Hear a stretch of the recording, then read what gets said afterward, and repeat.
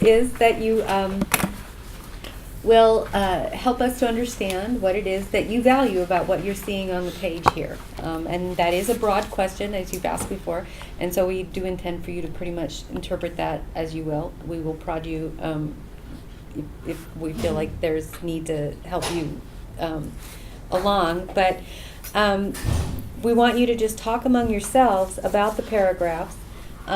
Your ultimate goal as a group is by 10 o'clock to tell us what 5 you want us to pull for you. So it has to be the same 5 for all of us? Yes. So the group is going to, yes, you're going to read 5 together again, so that you're looking at the same 5 students. Mm-hmm. And then at the end, so these are student numbers, right? So the students, this is the age cohort, and that's a student number. And you will see portfolios with the same numbers. And then at the end, we'll show you the students' results so far in terms of grades, GPA, etc. And you'll be able to see kind of like a before and after picture, or at least some results, right? So go ahead. What do you value about what you Sorry, see? first I have a question. So they don't necessarily get the one they're asking for. You guys place them in one or the other. So to go back to your question about the EPT, students up until this year will have taken the EPT before they do this exercise. This year will be different. But we gave them the opportunity to choose stretch over and above their placement. In other words, we told them your placement is a suggestion. It's not the decision. The decision is I believe yours. in the past it used to be, they didn't have the opportunity to choose, right? Nope. They first had the opportunity to choose in 2014. Right. In 2016, they had full choice. So in 2014, during the pilot, when there still were remedial classes, some of the students who were the EPT said you couldn't, you weren't ready for 1A. They were told that they couldn't choose 1A. They could choose stretch, or they could choose remedial, but they had to choose stretch or remedial. Oh, okay. Now, as of 2016, when we figured out that DSP can work for students, then we let them choose. And does a remedial course still exist? No. No. Okay, we Hasn't don't have a existed. course called remedial anymore. Right. The whole CSU, the chancellor just mandated that all remedial courses are gone. But we were 2 years ahead of that, because as of 2016, we were already headed in that direction, and I as of see. 2016, they haven't been. Sorry, this is all really confusing. No, and to that's one of the purposes of the focus group. Yeah. Is that so much has changed in the Yeah, writing yeah. community that it's important to get people caught up. I just have a quick question. So DSP, directed self-placement? Yes. Yes. Yes, and it's a term we're not using with students anymore, so Great. that it creeped in there, but it won't be anymore. Yeah. So the new name is the Reflection on Reflection college on writing. Okay. Yeah.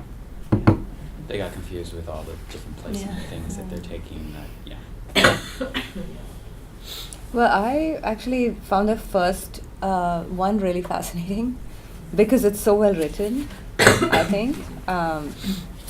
But the student says that I don't know what to expect. I'm first generation and I need writing support.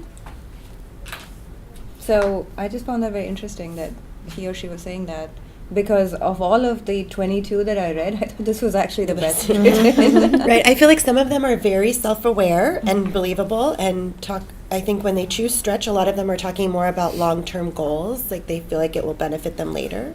And a lot of the ones that are choosing 1A, that maybe you could tell by their writing that it's kind of below the level of some of the others, are talking a lot about wanting to get it done. Yeah. And maybe I also felt like maybe they get the idea from the modules that 1A is more difficult, and so it's more of a challenge. And so if they want to challenge themselves, they should take 1A versus stretch. I really want to read H15. I want to see what Mr. and Ms. Cupertino High School. I know, right? Yeah. Right, I circled that one too. That one I felt like he was starting kind of with a flimsy reason, but then did provide some valid support after that about their own skill. But yeah, that first word.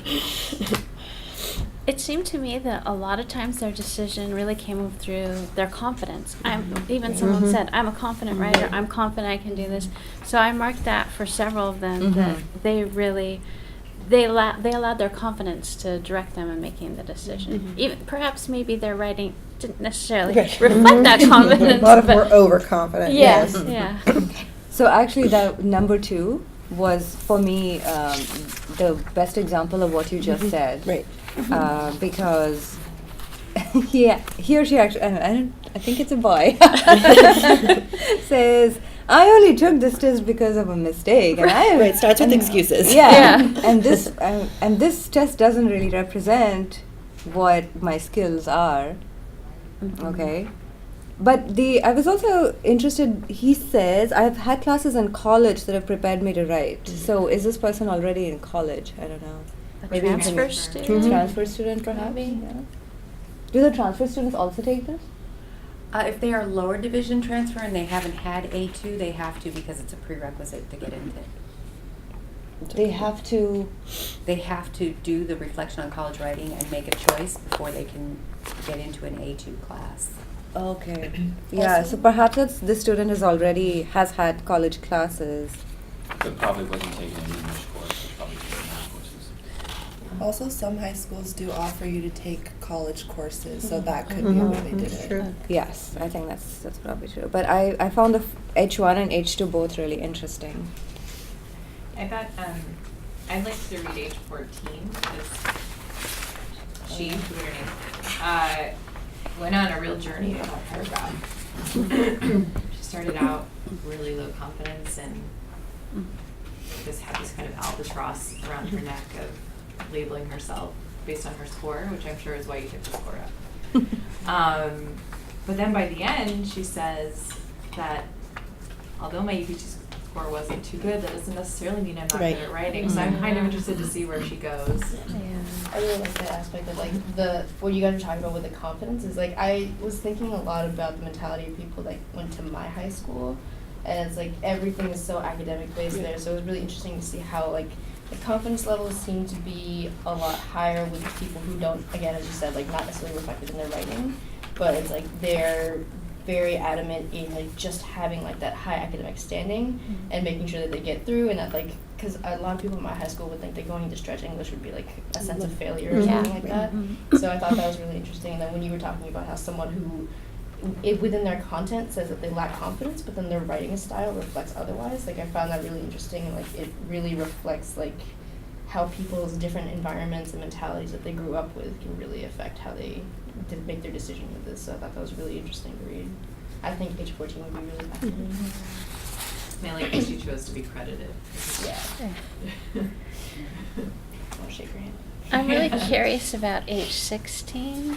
This student chose 1A because they felt they were ready to complete, and yet they were looking to only earn a grade of C minus or Yeah, better. it's really sloppily done. And too. I felt I Yeah. have satisfied the requisite of college writing and is ready to take it on. The writing was a little, although they seemed confident in their ability, I thought they probably could benefit from some additional support. So I'm very curious about 16. I underline, for 16 I underlined, I hope that I will learn a lot from you as a mentor. That's pretty gutsy for a student to come out and say that to their instructor. Yeah. I would be really intrigued by this person. Yeah. If they were in my class. I like age 12 just because their reasoning for it was because I know I can. And like how they're based on like their literacy courses. So I'm kind of curious to see how well their writing is because they can. Did you say literacy courses? That's what they wrote. Yeah, that's what they put. They But said. I think it says literary courses, Mhm. and I actually had a liter- question about what are those courses? What are literary like literature courses in English literature? Maybe. Maybe like an That's what I English thought literature. they meant. So. Yeah. It's too poorly written to know.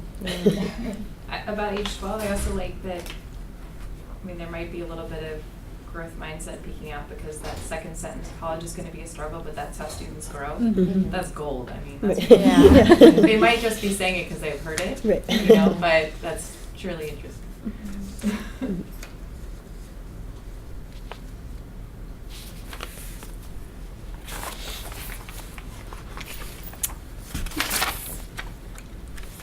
So is there, do you want to start Okay, so throwing do you out wanna- numbers and we can, and then we can start trying to finalize the 5? Yeah, well, I think we should do maybe like, we should make sure that we have a good blend of the English 1A and the stretch one so that we can compare.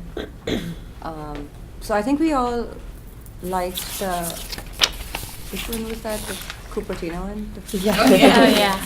Is that age That was age 15. 15. 15? Yeah. Bring on Cupertino listeners. Yeah. And that person was doing 1A, right? Obviously, from Cupertino, therefore.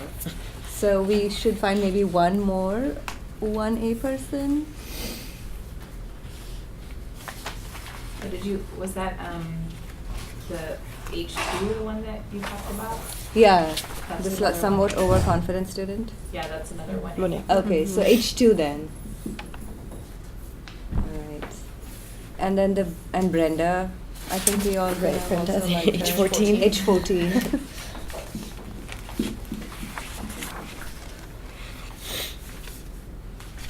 I like her suggestion of age 12. I don't know what you all think. Yep, that's good.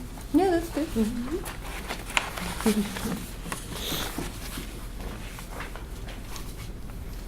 And how do you feel about H1? Yeah. But yeah, let's do age 1.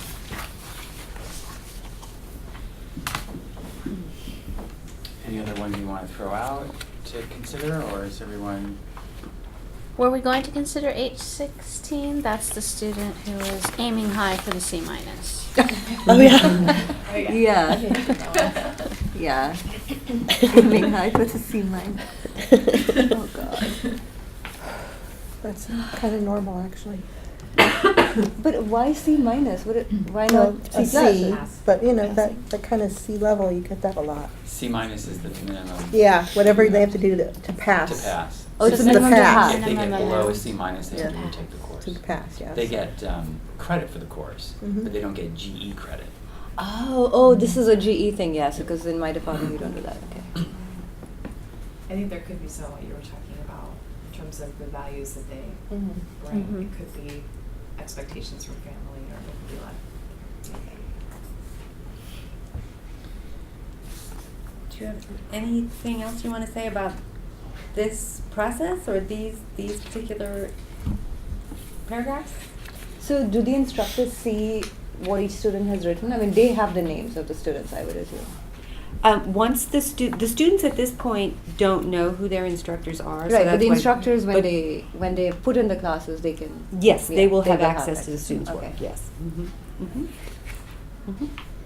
It was interesting to see what the people that actually took the time to obviously proofread and, like, oh, I'm writing to my instructor, this should be good, and the ones who look like they're almost texting. Right. I just have a question about when they do this in relation to when they start classes. Because they do this before they register, right? They do before orientation. Oh, before orientation. So it's over the summer that they do Mhm, it? mhm. Okay. Yeah, and it really started, I think last time we started June 1st, or with this group, we started June 1st, and that we opened it on June 1st. A lot of them didn't do it, they're still in high school. So, but some did, we opened it June 1st, and then it closes down like 2 weeks after classes start, because some people are still rolling in. Right.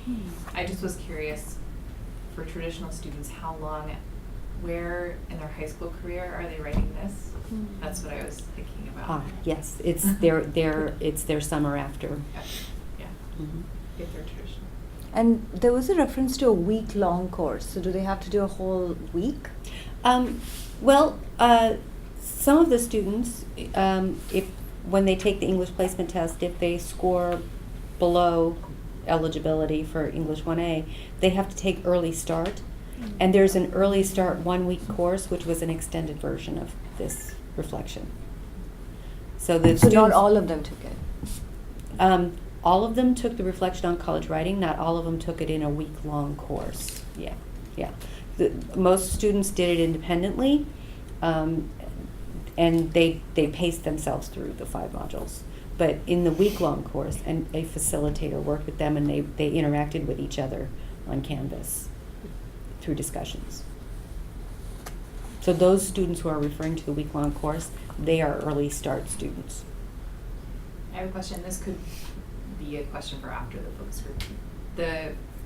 I know Early Start is changing a lot because of Executive Order 1110. Do you anticipate any effects from that on this process for the Early Start students? No.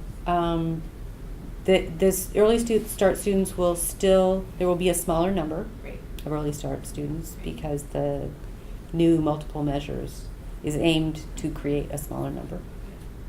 And so some students will still get that summertime support, and the people who run the summertime support will still know that the students are doing this process and facilitate that process, either face-to-face or online. But also, the reflection on one of the big changes for the reflection on college writing this year is that everyone will do it, even the students who are not taking English 1A. The students who have already got college credits, everyone will be taking it. And the students who already have college credits will be looking at what their other writing requirements are and preparing themselves to do that. So if you transfer in with 1A credit, you still do the reflection as kind of your first step of becoming a writer at San Jose State? It's Yeah, all about good. the transfer. And they're creating a portfolio that will carry on with them as they move through the other courses. Yeah, I'm glad you like it. And that's part of the what do you value about this? One of the things I hear you asking about is you're curious to know about the process, because the process itself is something that we hope to find out whether people value or don't value, right? So thank you for commenting on that, and feel free to comment on that. That's one of the things we want to know. So do we have 5? No, we have 6. Anybody want to throw another one in the pot so we can all vote or something? And take a look back over those 6 and see if there are 5 that really stand out.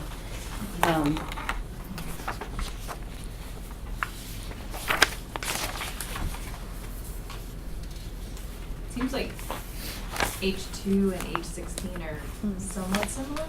Mm-hmm.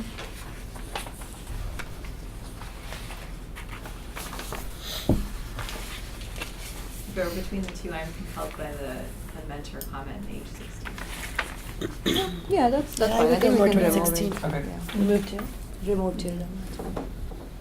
There's your I list. don't know if I want to read their other work. Okay. So now you get a bigger break and you can eat something. We want you to kind of clear your palate, as you go for the second course.